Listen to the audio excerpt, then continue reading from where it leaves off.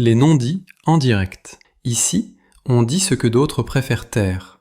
Sans hystérie, sans fioriture. On décortique les déclarations clés, les faits et leurs conséquences, clairement, point par point, pour comprendre ce qui se passe et où ça mène. Si ce format vous plaît, abonnez-vous dès maintenant, mettez un like et laissez votre avis en commentaire. Votre opinion compte.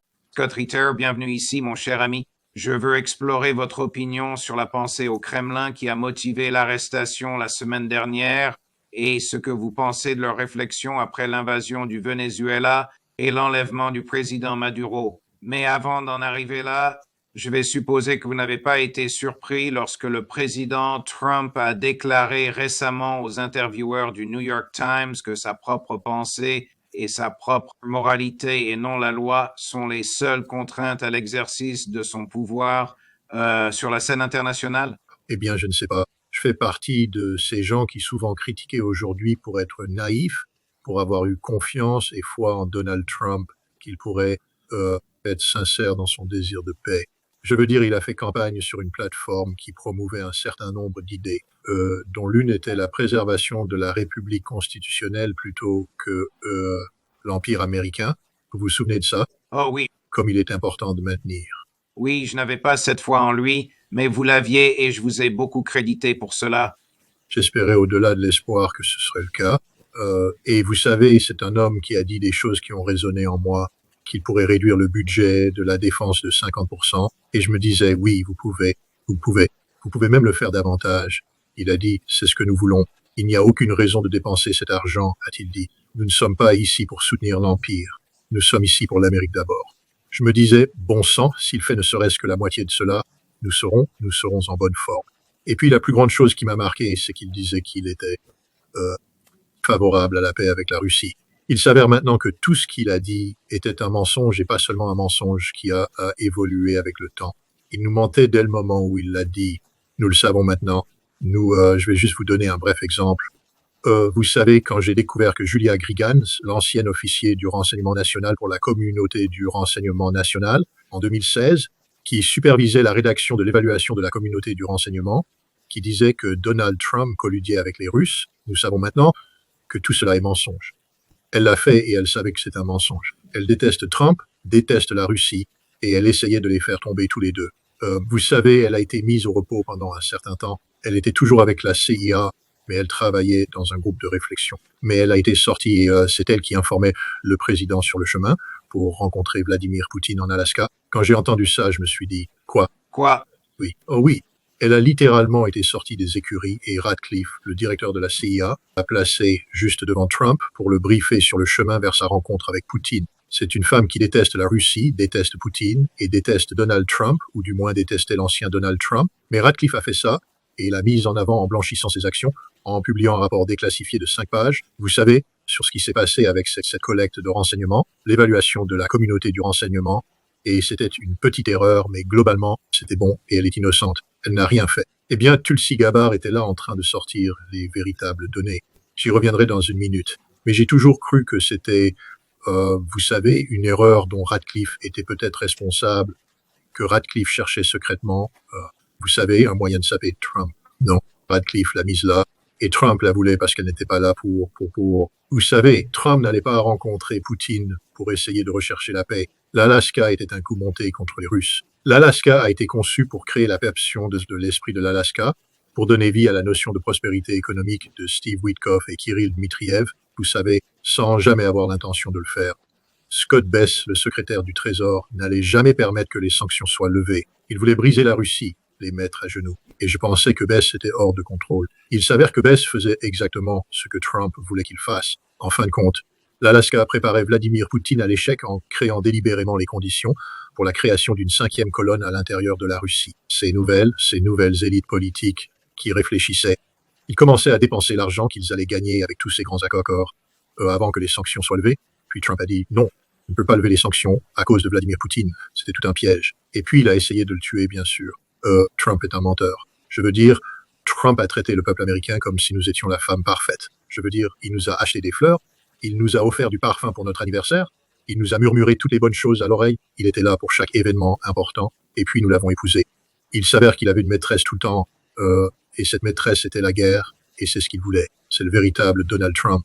Il a menti au peuple américain et maintenant, la République constitutionnelle est complètement à la dérive. Nous avons un président qui place sa propre moralité au-dessus de l'état de droit, au-dessus de la Constitution. Il dit « Je suis plus important que la Constitution, je suis plus important que la Constitution et je serai le seul à prendre ces décisions. » Le processus légal constitutionnel est complètement bafoué. La République constitutionnelle est en grand danger si elle n'est pas déjà morte. Alors, quelle est la valeur de la Constitution? Quelle est la valeur des traités? Quelle est la valeur des contrats? Quelle est la valeur des lois fédérales si le président est limité uniquement par son propre sens de la moralité et, je cite mon propre esprit, elles n'ont aucune valeur? Aucune. Il n'y a pas de valeur. Et regardez les rues. Les Russes, je crois, se sont réveillés. Je ne peux pas parler au nom de la Russie. Contrairement à ce que l'on croit, Vladimir Poutine n'est pas sur ma liste de numéros rapides. Et vous savez, nous ne discutons pas chaque matin. Mais vous savez, le fait que j'étudie Vladimir Poutine, j'étudie le gouvernement russe, j'étudie comment ils établissent leur politique.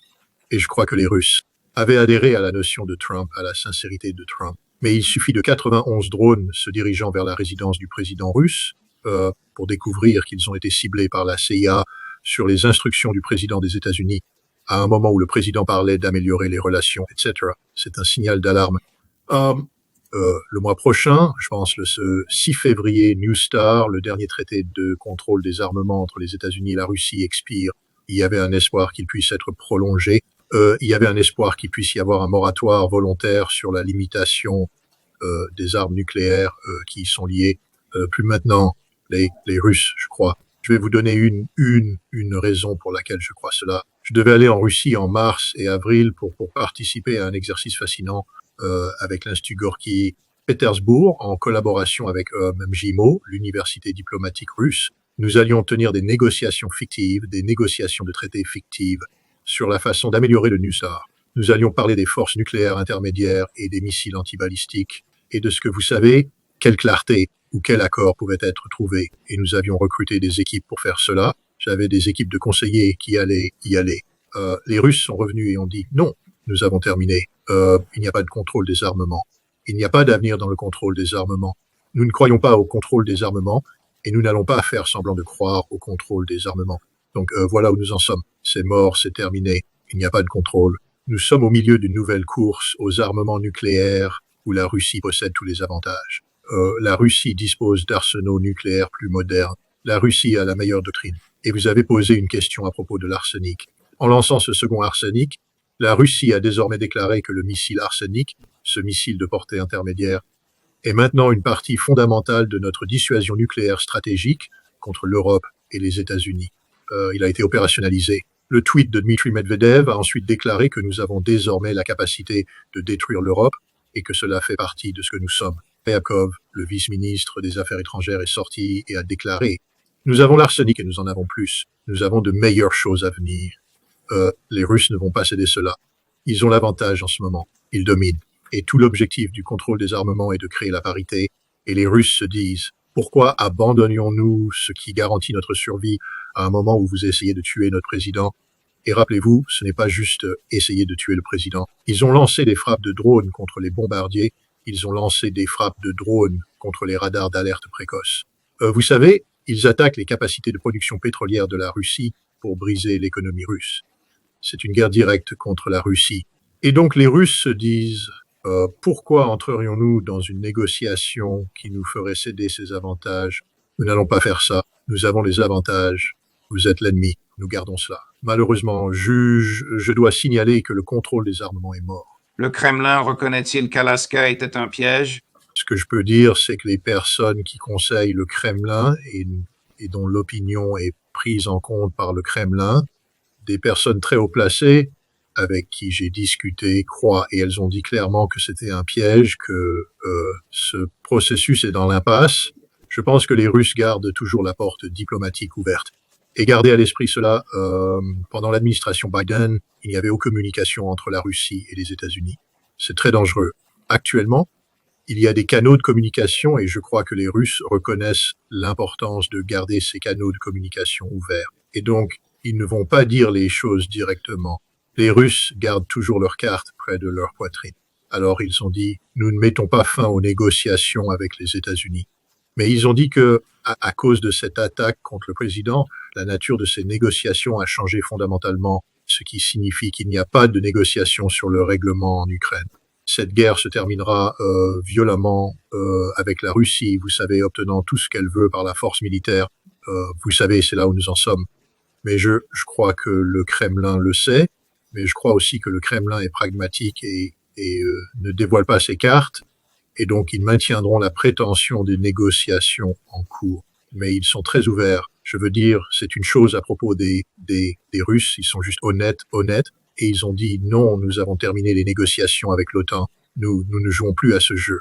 Vous savez, il n'y a donc aucun doute sur la position de la Russie à ce sujet. Il n'y aura pas de fin négociée à ce conflit. Chris, j'ai cela, et tu peux afficher cela en plein écran.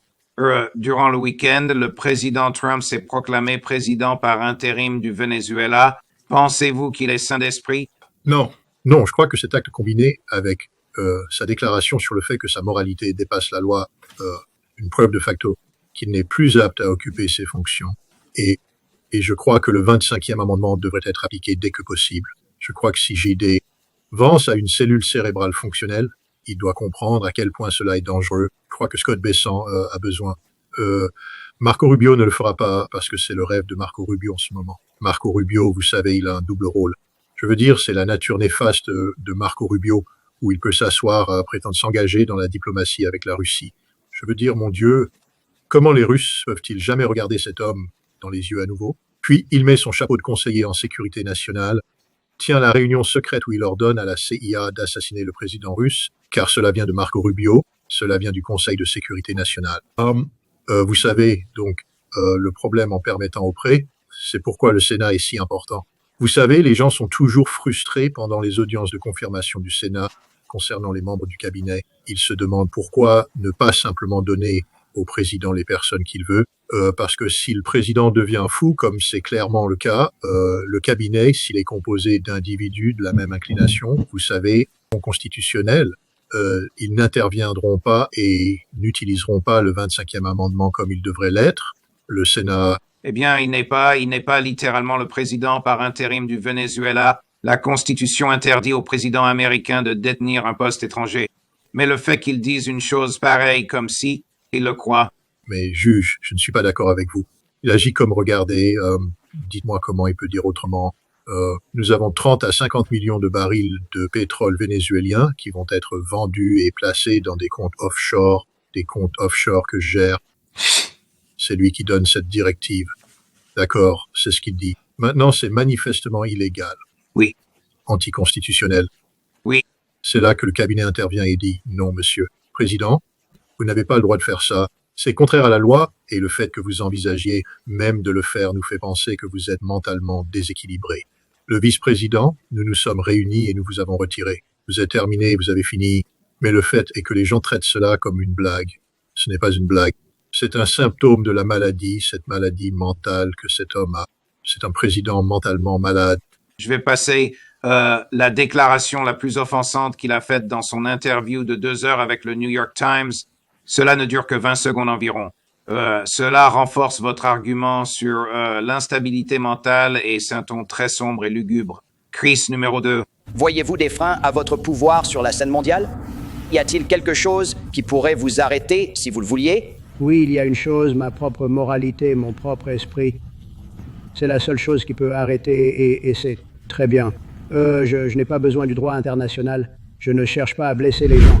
Ne cherche pas à blesser les gens. Il vient d'envoyer Delta Force dans un complexe, tuant plus de 100 personnes pour mener à bien un enlèvement illégal. Ne cherche pas à blesser les gens. Il cherche à tuer des gens. C'est un homme qui parle joyeusement de la nécessité de bombarder l'Iran aujourd'hui. Alors que le gouvernement iranien réprime les soi-disant manifestants. Mais ce ne sont pas des manifestants, ce sont des agitateurs violents, organisés, formés, équipés, motivés, dirigés, ou vous savez, instruits par les États-Unis et le S et le Mossad. C'est une opération de la CIA Mossad. Vous savez, les Iraniens ont déchiffré le code. Et Elon, tu n'es pas aussi intelligent que tu le crois, mon pote. Laissez la CIA et le Mossad utiliser Starlink pour communiquer avec ces personnes. Les Russes ont déchiffré ce code il y a longtemps en Ukraine et ils ont partagé cette information avec les Iraniens qui ont tout lu et c'est pourquoi c'est fini. Ils ont rassemblé tout le monde. Et vous savez, ils vont tous les exécuter parce qu'ils ont la preuve. Ce ne sont pas des manifestants innocents. Ce sont des agents du Mossad, des agents de la CIA travaillant activement à renverser un gouvernement souverain. Vous savez, mais le président a ordonné cela. Il ne se soucie pas de la vie. Et voici l'essentiel. Et avec le peuple américain, il ne se soucie pas de la vie américaine. Je ne suis pas un expert en, vous savez, droit interne et tout ça. Issa a exécuté une femme en plein jour. Vous pouvez inventer toutes les conneries que vous voulez à propos d'une voiture et d'un angle. Ils avaient l'intention de nuire lorsqu'ils ont commencé. Issa est une armée occupante dans les villes américaines qui tue des Américains, arrête des Américains, et ce président encourage cela et le facilite. Cet homme est un criminel. Thomas Jefferson l'a dit. Vous l'avez laissé entendre dans votre, vous savez, l'arbre de la liberté doit être lavé avec le sang des tyrans et des patriotes à l'occasion. Maintenant, je ne plaide pas pour une révolution violente, mais ce que je dis, c'est que nous avons des recours constitutionnels à la folie qui existent aujourd'hui à Washington, D.C. Le numéro 1 est que nous avons le vote du peuple américain. Si cet homme réussit les élections de mi-mandat, alors le peuple américain a renoncé à ses responsabilités. Parce que regardez, si vous n'avez pas compris où vous vous situez avec MAGA et America First et tout ça, c'est un homme fou il vient de vous dire qu'il ne se soucie pas de l'Amérique. L'Amérique est définie par la Constitution des États-Unis d'Amérique. Nous sommes une république constitutionnelle. Sans la Constitution, nous n'existons pas. Et il vient juste de dire, la loi, je m'en fiche, je n'ai pas besoin de loi. J'ai seulement besoin de mon cerveau. Et c'est un cerveau malade. C'est un cerveau pervers. Et je ne parle pas d'Epstein. Je parle de la perversion de la violence, de la perversion de la mort. Et le peuple américain peut arrêter cela avec son vote. Et s'il ne le fait pas, alors il le repousse. Alors il nous reste le 25e amendement et je ne crois pas qu'il y ait un cabinet en ce moment capable de mettre en œuvre le 25e amendement. Nous avons donc maintenant un dictateur qui a détruit la République constitutionnelle à laquelle j'ai prêté serment de soutenir et de défendre de ma vie. L'Iran est prêt pour l'attaque à venir d'Israël et des États-Unis? Oh oui, vous savez, c'est l'autre chose à propos d'être fou comme Donald Trump. Il croit aux choses que Piquet Xet, une autre personne folle. Mon Dieu, si nous avions un jour un procès de Nuremberg de ces gens-là, ce serait stupéfiant. Je veux dire, Amérique, réveille-toi. Nous sommes les Allemands des années 1930. Nous sommes endormis au volant en tant que peuple pendant que ce fou prend le contrôle et il va être pire qu'Hitler qu'elle a accès aux armes nucléaires. D'accord? Nous sommes l'Allemagne des années 1930. Nous le voyons se produire à l'instant même. Et s'il y avait jamais de procès, ce serait incroyable. Mais cet homme croit, vous savez, en la prééminence de la puissance militaire américaine. Et donc, je veux dire, il y avait d'autres choses qu'il a dites là-dedans. Vous savez, la Russie et la Chine n'ont pas peur de l'Europe. Ils n'ont peur que de moi. J'ai une nouvelle pour toi, Donald Trump. Ils ne te craignent pas. Ils sont préoccupés par les armes nucléaires auxquelles tu as accès. Mais toi, en tant qu'individu, ils ne te craignent pas. Ils ne te respectent pas. Ils te méprisent. Ils pensent que tu es une blague, mais tu es une blague dangereuse, une blague très dangereuse. Mais la Russie et la Chine ne te craignent pas, et tu vas le découvrir un jour quand tu te réveilleras et que tout sera parti en vrille. L'Iran pourrait être l'endroit où ça tourne mal parce que s'il continue avec cette stupidité, vous savez, parce que la CIA a insufflé tout un tas de, vous savez, fumier de cheval dans ses poumons à propos du Venezuela parce qu'ils ont soudoyé beaucoup de gens, et ils ont exécuté cette opération. Et la CIA leur dit, nous pouvons faire ça en Iran aussi. Tout ce que tu as à faire est de bombarder les Iraniens et le peuple iranien va se soulever et ils vont renverser cet ayatollah. Le jeu est fini, Denis. Tous tes gars sont morts. Réveille-toi, ils sont tous morts. Oui, 6000 personnes ont été tuées, 6000 espions ont été tués par les Iraniens. Et ils sont. Je suis sûr qu'il y avait des innocents là-dedans, et je pleure toujours pour les innocents. Mais le point est que Trump croit qu'il peut bombarder. Au moment où vous faites cela, toutes les bases américaines dans la région seront anéanties. L'Iran ne plaisante plus du tout. Savons-nous si des officiers de la CIA étaient parmi ceux arrêtés? Nous ne mettons pas la CIA. Ils ne sont pas assez courageux pour faire ce genre de choses, pour envoyer leurs gars dans des zones interdites. Non, leurs gars traînent tous au Kurdistan et en Azerbaïdjan. Certains d'entre eux pourraient être à la frontière baloutche au Pakistan, dirigeant leurs gens. Mais la plupart de cela a été fait à distance. Encore une fois, par Starlink, c'est la stupidité de cela. Vous savez, assis là dans votre petit, vous savez l'anglais et Virginie. Je ne sais pas à quel étage ces gars-là opèrent. Peut-être qu'ils sont au sous-sol, qui sait. Mais ils sont assis là, dans leur petite salle de contrôle, vous savez, en voyant des signaux ou regardant la grande carte et déplaçant des pièces et tout ce truc. Ils ne sont pas là, ils n'ont pas le courage de faire ça. Même Israël ne va pas mettre un citoyen israélien sur le terrain. Mais ce qui est curieux, c'est qu'ils ont récupéré les téléphones de ces gens et sur les téléphones, ils avaient tous, beaucoup d'entre eux, avait le même message d'une femme parlant le farsi habillé, vous savez, portant le drapeau de l'ancien Shah, leur donnant des instructions sur ce qu'il faut faire si vous êtes arrêté. Si vous êtes arrêté, vous savez, condamnez les expatriés, faites-vous passer pour un patriote, ne parlez pas de ceci, cela et d'autres choses. Elle est israélienne. Elle est un agent du Mossad israélien donnant des instructions. Et la CIA. Oui. En farsi? En farsi, oui. Et la CIA a fait la même chose avec Starlink. Je veux dire, encore une fois, ils ont ces officiers de cas qui pensent qu'ils sont le cadeau de Dieu au monde, parce que personne ne les tient responsables, et ils jouent à Dieu. Et ils sont assis là, et ils envoient des instructions. Vous savez, d'accord, nous avons de l'argent, tant de cocktails Molotov, ici. Amenez vos gens ici. Vous devez brûler cette banque, vous devez faire ceci, vous devez faire cela pour créer ce désordre dans la ville, afin que nous puissions ensuite venir bombarder les forces de sécurité. Ensuite, vous devez être prêt à déplacer tout cela. Et ils sont là-bas à dessiner de grandes flèches sur le tableau. Ce qu'ils ne réalisent pas, c'est que la même chose s'est produite en Iran que ce qui s'est produit en Irak. Parce que j'ai fait partie de cette affaire en Irak, pas du complot, mais j'en étais au courant. Ils ont utilisé mon équipe d'inspection. La CIA a placé 12 officiers paramilitaires clandestins dans mon équipe d'inspection à l'été 1996 pour assassiner Saddam Hussein. Ils étaient donc présents sur le terrain et étaient censés entrer en contact avec le 3e bataillon de la garde républicaine spéciale, celui qui barrait l'accès à l'unité de la garde républicaine spéciale que je n'avais pas le droit d'inspecter. J'ai dit, je veux les inspecter. Non, non, non, non. Nous avons celui-ci sous contrôle. Eh bien, ils avaient acheté la direction. Et nous étions censés organiser un événement qui permettrait aux États-Unis de venir avec des missiles de croisière et de réprimer la garde républicaine spéciale, sauf ce bataillon, qui allait ensuite s'associer avec mes 12 officiers paramilitaires et entrer, attraper Saddam et le sortir du pays. C'était l'opération. Ce qu'ils ne réalisent pas, c'est que tous les gars qu'ils envoyaient pour communiquer avec les Irakiens étaient arrêtés par les Irakiens lorsqu'ils franchissaient la frontière. Les Irakiens avaient l'équipement de communication, on dit aux gars, voici le marché.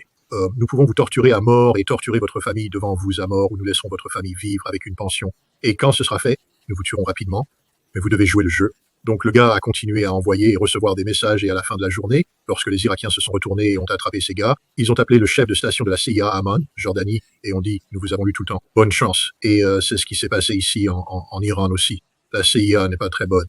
Ils ne sont pas très bons. Ils peuvent faire certaines choses, mais ils ne sont pas aussi intelligents qu'ils le pensent. Et ce sont des voyous meurtriers. Ils ne se soucient pas de la vie humaine. Ils viennent de sacrifier 6000 Iraniens et maintenant ils vont dire « Où passons au prochain projet ?» Wow.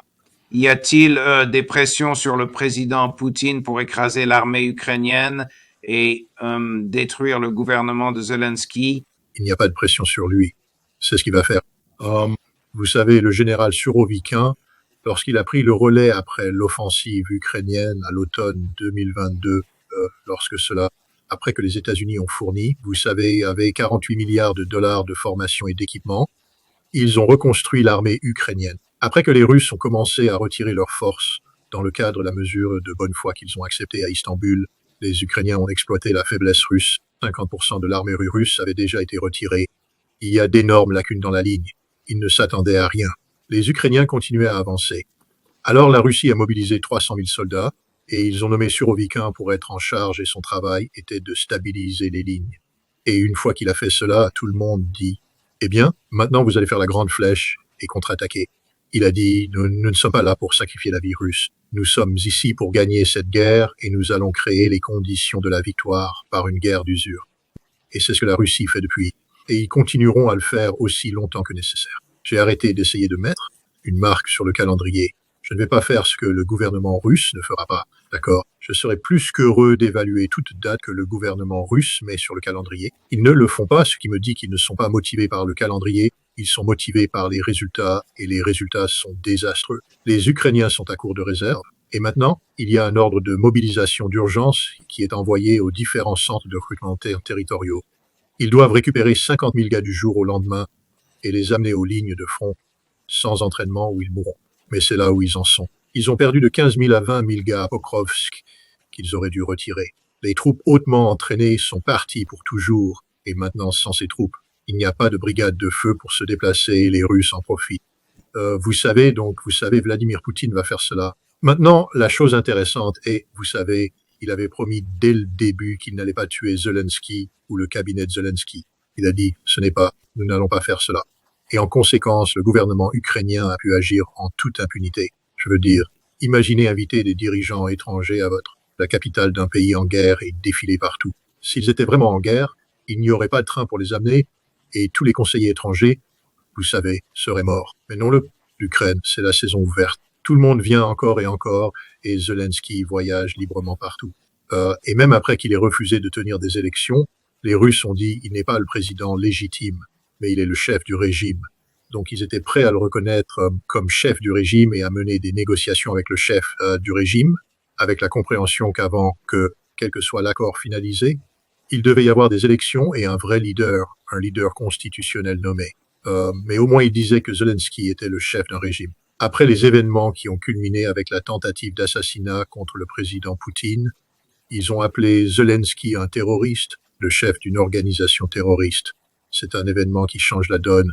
Cela signifie que c'est une condamnation à mort pour Zelensky et son cabinet. Ils ne le savent peut-être pas encore, mais ils ne survivront pas à cela. Ils seront traqués, ils seront tués. Il n'y aura pas, vous savez, d'amnistie. Remarquez qu'ils ont jeté cela dans le cadre de la négociation. Il faut avoir une amnistie. La Russie ne va pas vous accorder une amnistie. Vous êtes Stepan Bandera 2.0. Vous êtes un homme mort qui marche. Et ça, c'est comme ça que ça va se terminer. Le Kremlin comprend-il que Trump a autorisé l'attaque contre la maison de Poutine? Oui. C'est pourquoi ils nous ont donné la puce. Souvenez-vous, le chef du renseignement militaire russe a remis une puce de guidage à l'attaché de défense américain à Moscou. Ils n'ont rien dit. Ils ont juste dit, voici la puce, et sur cette puce se trouve toute l'information, et sur cette puce se trouve toute l'information. Mais le fait est que les Américains savent ce qu'il y a sur cette puce parce que nous avons programmé cette puce. Nous essayons de mentir parce que je suppose que nous pensions que les drones, lorsqu'ils frappaient, exploseraient, et que les puces seraient irrécupérables. Ils avaient une puce entièrement fonctionnelle, intacte. Apparemment, ils en ont 21 et ils l'ont donnée aux États-Unis. Et lorsque vous effectuez une rétro-ingénierie, comme l'ont fait les Russes, il devient clair comme de l'eau de roche quelle était la cible. C'était la résidence présidentielle. C'est ce que disent les Russes et c'est ce que montrent les données. Et comment cela a été collecté, quand cela a été collecté, qui l'a emballé, qui l'a traité, la nature des données numériques sur cette puce ne pouvait être assemblée qu'à un seul endroit. Pas Palantir opérant en Allemagne en utilisant des données disponibles commercialement, ce qui est ce que montre la couverture. Palantir est là pour faire cela, mais on leur a donné un paquet de données d'une activité du département de la défense des États-Unis en Europe, qui regroupe des données de ciblage pour les missiles Tomahawk et pour d'autres, vous savez, systèmes d'armes avancés américains. Ce sont eux qui ont pris les données de renseignement américaines, les ont emballées dans un paquet numérique, les ont données à Palantir, qui les a données aux Ukrainiens, qui les ont chargées dans la puce. Mais lorsque vous effectuez une rétro-ingénierie, vous réalisez que les données ne pouvaient provenir que de ressources spécifiques et être assemblées à un endroit spécifique. Les Russes savent tout. Et De quoi s'agit-il? On donnait cette puce, ils disaient « Nous savons tout ». Qu'est-ce qui se trouve dans, sous ou étroitement affilié à cette résidence? Regardez, c'est une résidence présidentielle. Si vous allez à Camp David, il y aura un SCIF où se trouvent les données classifiées et il y aura un bunker où le président pourra se retirer en cas d'attaque. Donc c'est un complexe présidentiel. La résidence est une chose, mais il y aura par exemple, il y a une installation de communication présidentielle là-bas qui maintient toute la connectivité nécessaire pour... Vous savez que la Russie opère en temps de guerre, en temps de paix, en temps d'urgence. Installation de communication présidentielle. Il y aura des installations de sécurité à proximité. Vous savez également le personnel qui occupe l'endroit maintient la résidence, tout comme à Camp David. Je veux dire, je suis allé à l'Académie nationale des incendies à Emmitsburg, Maryland, je crois que c'est là. Et vous savez, on nous a dit, ne vous enivrez pas et ne vous promenez pas dans cette direction. Parce que si vous allez dans les bois dans cette direction à environ 100 mètres, il y aura un marine en tenue de camouflage qui sortira du sol et vous frappera, vous prendra prisonnier, car vous avez maintenant pénétré dans la zone d'exclusion de Camp David. Les Russes font la même chose pour cette retraite. Et donc, ce que les États-Unis essaient de dire, c'est que nous ne ciblions pas la résidence. Nous essayons de cibler autre chose. Mais les Russes sont très précis. Et encore une fois, je connais les Russes. Si ce n'était pas la résidence, ils n'auraient pas dit la résidence. Le fait qu'ils aient dit la résidence, s'ils soient engagés, puis aient remis une puce, signifie que sur cette puce, ce ne sont pas les coordonnées pour cette autre installation. C'est le mensonge raconté par la CIA, c'est la coordonnée de la résidence. Scott Ritter, vous êtes en feu. Je vous aime, mon cher ami. Merci beaucoup pour toute votre passion et votre connaissance extraordinaire de ces questions. Merci beaucoup de nous avoir rejoints aujourd'hui, mon cher ami. Merci beaucoup de m'avoir invité. Bien sûr, je vous reverrai bientôt.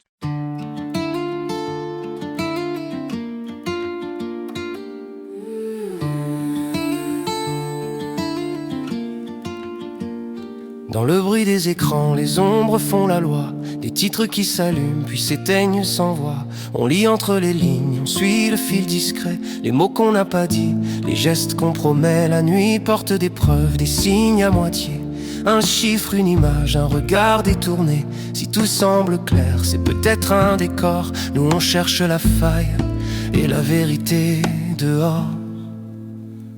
Les non-dits, on les met en lumière. Quand le monde se tait, on écoute la poussière. Les non-dits, on recolle le sens. À froid, sans cri, mais avec exigence. Les non-dits, au cœur de la nuit, on ouvre les dossiers et le réel surgit. Des promesses en coulisses, des mains sous la table, des versions officielles, trop lisses, trop hables. On compte les secondes, on suit les trajectoires. Les cartes se déplacent, échangent d'histoire. Un port, un ciel chargé, un message chiffré. Des alliances qui craquent, des pactes déchirés. Si l'info te traverse comme un courant sans fin, ici on la ralentit pour voir ce qu'elle peint. Les non-dits, on les met en lumière. Quand le monde se tait, on écoute la poussière. Les non-dits, on recolle le sens. À froid, sans cri, mais avec exigence. Les non-dits, au cœur de la nuit, on ouvre les dossiers et le réel surgit. On ne vend pas des peurs, on cherche des repères. On sépare le bruit des faits, la scène du mystère. Chaque phrase a son prix, chaque silence un poids. Mais la vérité respire quand on tient le cap droit. Regarde bien la trame, derrière le spectacle. Les détails sont des clés et les angles des actes. Si tu veux comprendre au lieu de simplement croire, reste avec nous, on remonte le miroir. Les non-dits, on les met en lumière. Quand le monde se tait, on écoute la poussière. Les non-dits, on recolle le sens. À froid, sans cri, mais avec exigence. Les non-dits, au cœur de la nuit, on ouvre les dossiers et le réel sur